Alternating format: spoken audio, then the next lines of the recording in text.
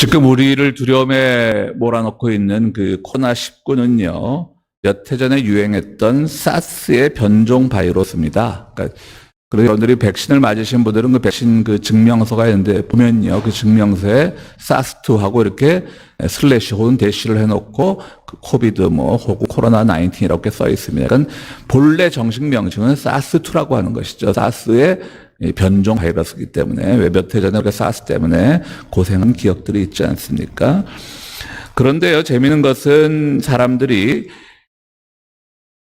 사스보다 사스2, 이제 코로나19가 훨씬 더 많은 사람들이 죽어나가니까 이 코로나19가 치명률이 더 높다고 생각을 하는데요. 실제로는 사스1, 그러니까 지난번 사스가 사망률, 치명률은 훨씬 더 높다고 합니다. 심지어는 사스1은 치명률이 10% 안팎이고요. 그러니까 100명 걸리면 10명은 죽는다는 거예요, 무조건. 그리고 우리가 겪는 이 코로나 19는 사스는 그러니까 치명률이 1%입니다. 그러니까 100명 걸리면 1명이 죽는다는 얘기입니다. 정확한 통계는 아닌데 10% 내외, 1% 내외 이렇습니다. 그렇기 때문에 치명률에 있어서는 훨씬 사스가 높기 때문에 사람들은 그 점에 다다라서는 의아해합니다. 아니 무슨 소리야 지금. 사스는 전 세계적으로 몇백 명밖에 안 죽었는데 지금 이 코로나로 인해서 사람들이 얼마나 많이 죽어나가는데 치명률이 사스가 더 높다니라고 이제 의아하게 생각할 수가 있죠. 실제로 제가 어저께 WHO 세계보건기구 홈페이지에 들어가 보니까 어제까지 전 세계적으로 사망률이 한 450만 명이 되더라고요. 사망자가. 근데 그게 1%라는 거죠. 그러니까 걸린 사람은 한 4억이 됐다는 얘기겠죠. 맞죠? 4천만에 400만에 4천만 10%지만 4억이 됐다는 얘기겠죠. 그러니까 실제로 사망자 숫자로는 많지만 치명률은 1% 안팎이라고 하는 겁니다. 그렇기 때문에 우리는 이제 코로나가 너무 많은 사람들이 죽어나가니까 그렇게 이제 두려워하는데 실제로 치명률은 사스보다 못하다는 것이죠. 낮다는 것이죠. 그럼 왜 이런 일이 생겼느냐? 사람들이 많이 죽어나가느냐? 이 코로나19에는 아주 고얀 녀석이 하나 있습니다. 무증상 감염이라고 하는 겁니다. 그러니까 어떤 사람이 이 코로나19 바이러스에 걸렸는데 증상이 아무것도 없어요. 건강해요. 그러니까 건강한 사람, 특히 젊은 사람들은 나 건강하니까 그러고 걸린지도 모르죠. 일부러 사람들이 요즘은 좀 많이 합니다만 초기에는 일부러 사람들이 가서 나 코로나 걸린지 확인해 주세요 하고 하지는 않지 않습니까? 가끔 열이 있다거나 평소에 느끼지 못했던 신체적 변화가 있으면 그럴 수도 있지만 무증상 감염은 정말 아무 증상이 없는 거거든요. 그런 사람들이 일부러 가서 검사는 안 받죠. 그런데 돌아다니면서 전파를 하는 거예요. 그게 무서운 거죠. 그 무증상 감염자가 전파한 사람도 무증상이느냐? 그건 아니죠. 그 사람들은 중증으로 번질 수도 있고 중증이 지나쳐서 사망에 이를 수도 있는 겁니다. 이게 큰 차이라고 하는 것이죠. 그러니까 사스1은요. 일단 발병이 되면 금방 표시가 난다고 합니다. 고열이 올라가고. 그러니까 병원에 옮겨서 격리하기가 쉬워요. 그렇기 때문에 전염이 잘 안 되는 거예요. 일단 병에 걸렸다 싶으면 그냥 병원에 옮기는 거예요. 그러니까 여러분들 기억하시겠지만 사스 때는 그래서 의료진의 사망률이 높았어요. 일단 병원으로 다 몰아오니까. 근데 그 안에서 어떤 바이러스인지 모르든 조금 서툰 그런 병원 아니면 방역 조치가 좀 미흡했던 그런 병원의 의료진들이 많이 죽었던 걸 기억하실 겁니다.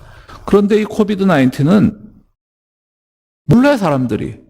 증상도 늦게 나타나요. 2, 3일에 또 나타나요. 그러다 심지어 무증상자도 있어요. 마구 퍼뜨리고 다니는 거예요.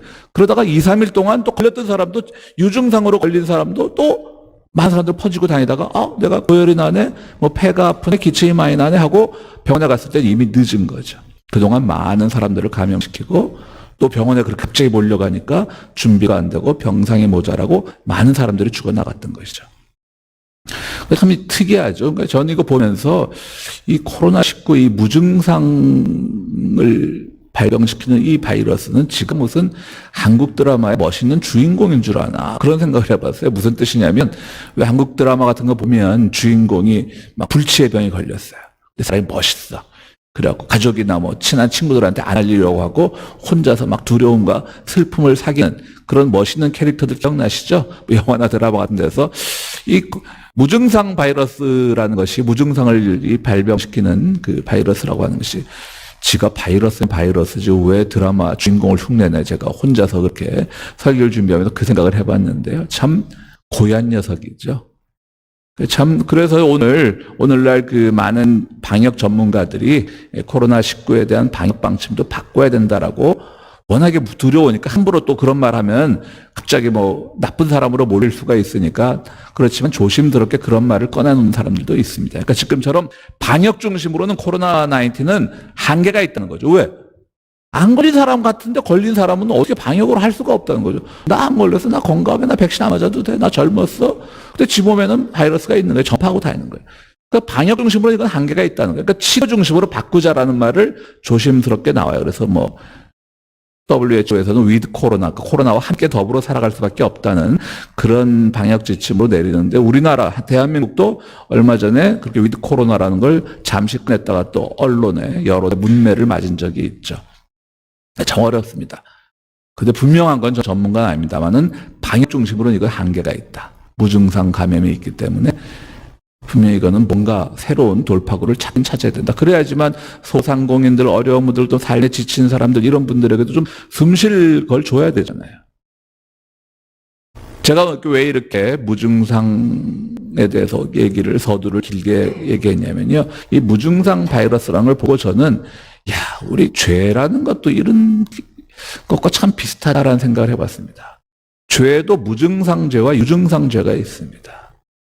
여러분, 죄가 뭡니까? 참 이 죄라는 게요, 참 기독교의 가장 기본 교리이면서 참 듣기 싫은 게 죄예요. 왜죠? 기본 교리 뭐죠? 우리가 성서적으로 말하면 그냥 간단해요. 에덴 동산에서 아담이 불순종해서 죄가 인류 속에 들어왔고 그래서 죄악된 세상을 살다가 예수 그리스도께서 오셔서 우리의 죄를 대신하셔서 십자가에 못 박혀 죽으셔서 부활하셔서 우리의 모든 죄가 속죄됐고 우리는 은혜를 받았고 구원을 받았다. 그게 완전히 신학적으로 정답이죠. 그건 부정할 수가 없어요. 중요한 거는 이 속죄론, 은총론 이런 것들도 신학에 따라 해석이 다양하다는 겁니다. 그런데 한국교회, 미국교회도 마찬가지고 대부분의 근본주의, 보수주의, 복음주의 이런 교회 계열에서는 너무 이 속죄, 대속의 능력, 예수 그리스도께서 우리의 죄를 대신하셔서 돌아가셨습니다. 우리가 그래서 구원을 받았습니다라고 하는 이 부분을 너무 좁게 해석을 하는 경향이 있어요.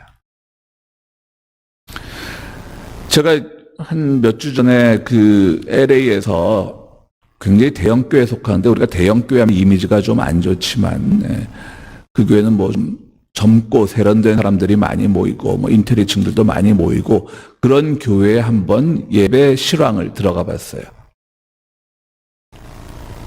그런데 나와서 하는 찬양이나 이런 것들은 굉장히 세련되어 있는데 그 목사님도 사람이 막 부흥사처럼 소리치는 스타일도 아니고 점잖은 사람인데요. 설교의 주제가 몇 주를 봤어요. 몇 주가 계속 똑같아. 뒤에 이렇게 이 밴드들이 하는 음악이 깔리면 음악에 맞춰서 주님 저는 죄인입니다. 분명히 그 표정은 과하진 않아요. 막 부흥사들처럼 막 그냥 방방방방 뜨고 그러진 않는데 점잖은 표정으로 계속 죄인입니다. 우리 주님께서 우리를 용서하셨습니다. 막 이러고 나가는데 저 양반 뭐 하는 거지라는 생각이 들었어요. 저는 흉내를 내도 잘 안 되죠. 제가 여러분 아마 여러분 모두 죄인입니다. 그러고 눈을 지그시 감고 이렇게 슬픈 표정 지고 하면 저를 병원에 신고하는 분들도 계실지 모르겠어요. 우리 교인들 중에 저 사람이 왜 저렇게 변했지라고 하면서. 그러니까 보면서 그럼 저 교인들은 무슨 생각하고 있을까? 분명히 죄라고 하는 것은 기독교의 기본 교리예요. 그건 부정하면 안 돼요. 상대적으로 우리 같은 진보적이고 좀 자유주의고 이런 교회에서는 죄의 속죄에 대한 설교가 좀 적은 편이죠. 그렇다고 부정하면 안 되는 거예요. 그리고 해석이 다양하기 때문에 다양한 해석을 취해야 되는 건데 계속 그런 복음주의 교회에서는 똑같은 얘기만 주님께서 우리 죄를 대신해서 십자가에 달리셨습니다. 얼마나 아프셨겠습니까? 우리는 그런 걸 통해서 구원을 받은 사람입니다. 그 자체는 맞아요. 그걸 어떻게 해석하냐가 다른 거죠. 그래서 그 교인들은 뭘 생각할까? 저는 두 가지를 생각해 봤어요. 이 사람들은 자기 개인의 죄에 집중할 수 있구나. 내가 개인의 죄. 그리고 또 하나는 굉장히 자괴감이나 어떤 죄책감에 빠져서 자신감을 잃을 수도 있겠구나. 그냥 그 교회 다니는 교인한테 물어봤어요. 그런 설교 들으면 어때요? 안 듣는데요? 그러더라고요. 그냥 안 듣는다 그러더라고요. 그러니까 교회라고 하는 것은 분명히 우리가 예수 그리스도를 통해서 죄를 속죄받은 건 기뻐하고 감사할 일이지만 그것으로 인해서 우리가 새로운 힘을 얻고 새로운 자신감을 얻는 것이 교회여야 되는데 막 분위기가 막 깔리고 이런 데서 그 목사의 슬픈 표정과 이런 것들이 좋아가 돼갖고 우리는 죄인입니다. 주님께서 우리를 구원해 주셨습니다. 얼마나 감사합니까? 이 말만 계속하는 거 진짜 거짓말이 아니라 3, 40분 동안. 거기에 성경 해석도 없고요. 조금 설교가 지루해질까봐 중간중간에 집어넣는 예화도 없고요. 계속 그 말만 반복해요. 진짜 화가 나더라고요. 왜 저 교회 수천 명이 모이고 또 평가가 좋지? 비교적 평가가 좋은 교회거든요. 대충 이렇게까지 얘기하면 어느 교회인지 다 아실 분들도 계실 거예요. 정말 그래서 저는 그 생각을 하면서 우리 죄라고 하는 걸 오해하지 말아야 되는 거예요. 우리가 지금 교회 다니면서 자꾸 죄제, 복음주의 계열에서 죄제하는 건 대부분 유증상죄예요. 증상이 있는 죄예요. 그건 죄가 아니에요, 여러분들. 그건 씬이 아니라, SIN, 씬이 아니라 크라임이에요. 크라임, 범죄예요, 범죄. 내가 누굴 훔치고 이런 것처럼 범죄예요, 범죄. 근데 사람들은 그거를 죄라고 인식을 하고 보이니까 크라임은 내가 누굴 훔쳤다? 보이니까 그걸 죄라고 인식하고 나를 용서해달라 그러니까 믿지 않는 교회 밖에 사람들이 보면 저 예수쟁이들은 맨날 교회 가고 온갖 세상에서 악행은 저지르고 교회 가서 죄 용서해달라고 죄 용서 받았다니까 뭐 그러면서 비난을 하잖아요. 그건 뭐 비난하는 사람들의 책임이 아니라 바로 그렇게 보이게끔 가르친 그 교회 지도자들의 책임이에요. 그건 범죄예요, 범죄.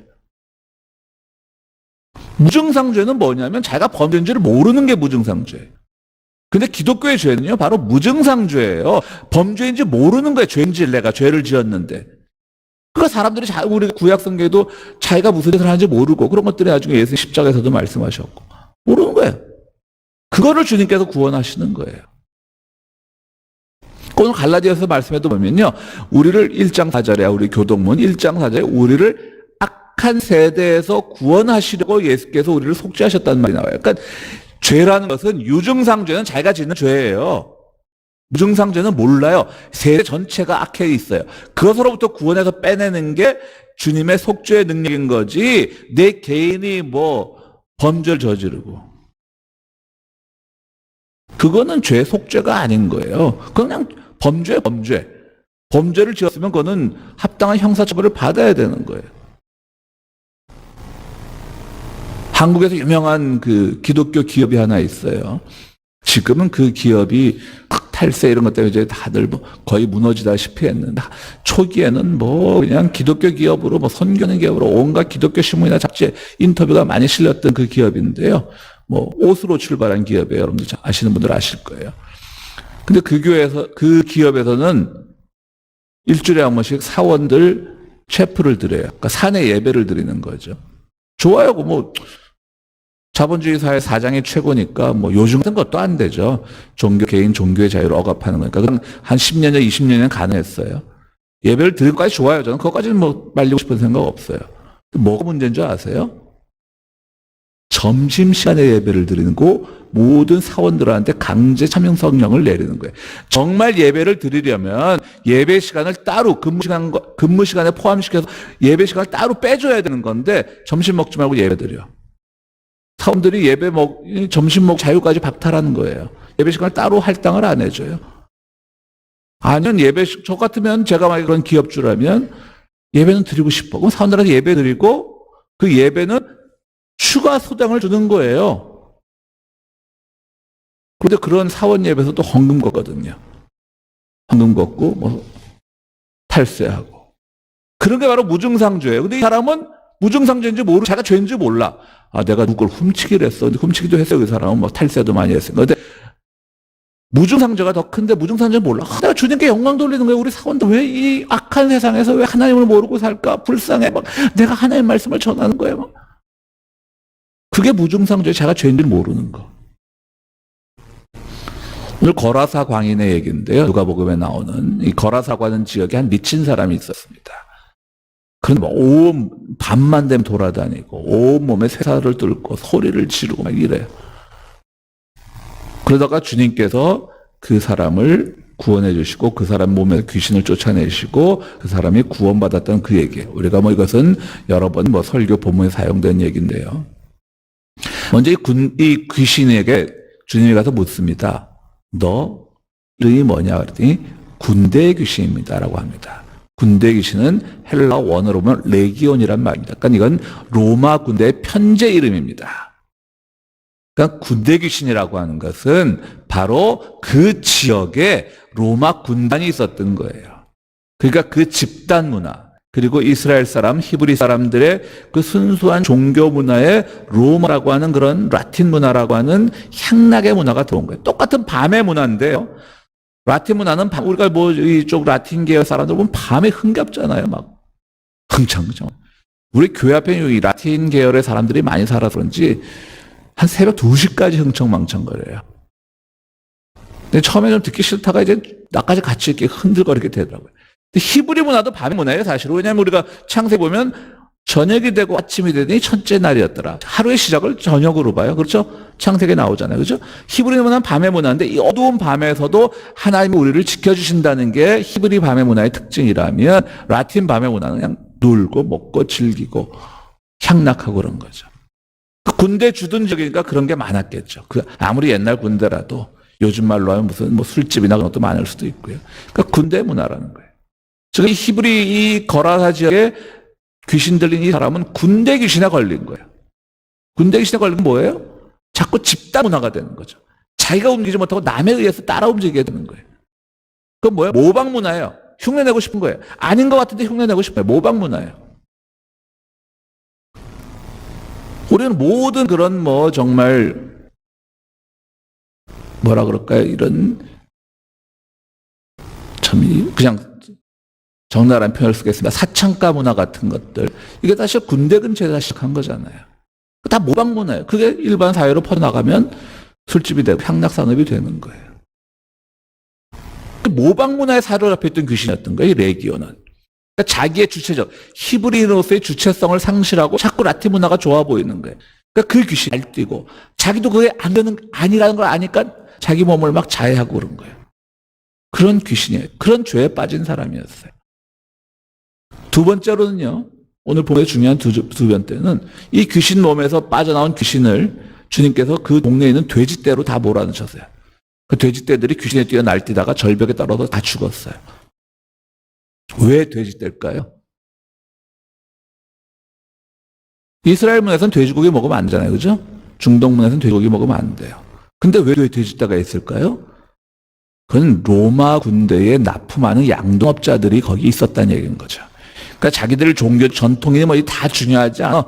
돈만 되면 돼. 그래갖고 이 로마 군대가 주둔하고 있으니까 레기온이 주둔하고 있으니까 거기다 돼지고기, 걔들은 돼지고기 잘 먹으니까 납품하는 거예요. 자기들은 안 먹으면서. 완전히 이거는 또 뭐예요? 자본에 종속된 문화인 거죠. 자기들이 지켜야 될 가치고 뭐 돼지고기를 먹는 나쁘다는 뜻이 좋다 나쁘다는 뜻이 아니라 적어도 그 히브 전통에서 돼지고기를 먹으면 안 되는데 그 자기들의 전통을 다 벗어버리고 그냥 납품하고 돈만 되면 다 좋은 거예요. 이게 또 죄인 거예요. 이게 바로 무증상죄예요. 죄 같지 않거든. 그냥 내 즐거우면 향락하면 좋아. 죄 같지 않아. 내 돈 벌면 좋아. 죄 같지 않아. 난 잘 사는 거 보고 부러워하면 나도 그렇게 살고 싶은 욕망? 죄 같지 않아요. 당장 내가 누구 훔친 것도 아니고. 돼지고기 못 먹게 하는 거 우리 히브리인이라 못 먹게 하지. 저 사람도 잘 먹는데 내가 그 사람 좀 편히 먹게 해주겠다고 납품하는 게 뭐 어때서. 전혀 죄 같지 않아요. 무증상죄예요. 이게 더 무서운 거예요. 그러니까. 주님께서 우리를 죄에서 구원하셨다고 하는 건 무증상죄로부터 우리를 구원하셨다는 거예요. 유증상죄는 여러분들 그냥 진짜 본 데서 회개하시고 감옥에 갈 정도면 감옥에 가시면 돼요. 형벌 받으시면 돼요. 세 번째로 아주 특이한 말씀이 있습니다. 오늘 본문에는. 이 사람이 이제 귀신 들렸던 사람이 나섰어요. 그래서 주님 앞에서 고맙습니다. 어떻게 이런 일이 있습니까? 라고 주님 앞에 주님과 함께 하겠습니다. 그러니까 주님이 거절하시고 뭐라 그러시냐면 너는 마을에 가서 하나님이 너에게 한 일을 샅샅이 낱낱이 다 얘기하여라. 여러분 이 본문 낯설지 않으세요? 주님께서 사람을 고쳐주셨을 때 늘 뭐라고 말씀하셨죠? 네 믿음이 너를 구원하셨다고 하셨어요. 그리고 이 일을 아무에게도 알리지 말라고 하셨어요. 근데 그거랑 완전히 배치되죠. 이거는 하나님이 너를 고쳐주셨다고 딱 아주 명토 박아 버렸어요. 완전히 결정해버려요. 이때까지 주님께서 많은 사람 고치시고 기적을 베푸신 거랑 저게는 다른 거예요. 하나님이 고치셨어. 네 믿음이 너를 고쳤다 그러지 않으셨어. 하나님이 고치셨어. 그 다음에 이 일을 아무에게도 알리지 말라고 안 하시고 마을 가서 마을껏 떠들으라고 하셨어요. 그게 뭐죠? 마을 사람들이 모두 미쳐 있었다는 얘기고 마을 사람들이 모두 무증상 죄에 감염되어 있는데 자기들은 죄 짓는 걸 모르고 있다는 얘기죠. 그러니까 제발 너희들이 죄를 짓고 있다는 걸 알아라고 하는 거예요. 그리고 이런 정말 한 개인이 아프고 한 개인이 슬프고 그런 것들은 정말 자기가 그것을 내가 이겨내겠다라고 하는 그 의지, 주님께서 말씀하시는 네 믿음이죠. 당신의 믿음이 너를 고쳤다라고 하는, 그렇게 될 수 있지만 이거는 사회 구조적인 죄이기 때문에 하나님이 개입하시고는 안 되는 거예요. 그러니까 하나님이 너에게 한 일을 마을 사람들 가서 낱낱이 알려라. 이때까지 주님께서 보여주신 기제랑은 전혀 딴판이죠. 그러니까 이 구조적 죄, 사회적 죄, 이 욕망의 죄, 죄 같지 않은데 나도 모르게 죄 짓고 있는 이런 죄, 모방 욕망, 또 자본에 대한 욕망, 이런 것들은 사람들이 이거 하면 다 잘한다 그러잖아요. 어이, 저 사람 남 모방해갖고 좋은 옷으로 갖고 있고, 또 좋은 것으로 열심히 살아서 돈 많이 벌고. 그런 것들이 자기들은 사회 구조 속에서 얼마나 죄가 되는지를 모르는 거예요. 그게 무증상죄예요. 저는 참 이 바이러스가 우리에게 알려주는 바가 많다. 죄에 대해서 확실한 우리에게 지혜를 줬다라고 생각을 합니다. 그러냐, 죄는요, 여러분들, 교회 다니시면서 교회 밖에 분들도 왜 교회가 맨날 죄 하냐. 그리고 실제로 또 저도 그런 말 많이 들어요. 진보적이거나 자유주의 계열에서 속죄에 대한 설교를 잘 안 하는데 저는 그런 사람들 치고는 좀 하는 편이에요. 그러니까 또 실제로 그런 비판도 받은 적이 있어요. 뭐 그렇게 죄 얘기를 많이 하냐고. 많이 하는 편도 아닌데도 말이죠. 근데 이건 우리가 거부할 수 없는 교리 진리예요. 교리적 진리. 주님께서 우리의 죄를 대신하고 죽으셨다는 것. 그래서 우리가 모든 죄를 사함받았다라고 하는 진리예요. 그걸 우리가 거부할 수는 없어요.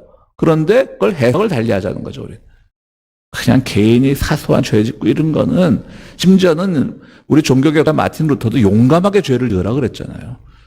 이것저것 눈치 보지 말고 자꾸 너무 그렇게 위축돼서 살지 말고 용감하게 죄를 짓고 하나님을 사랑하라 그랬어요.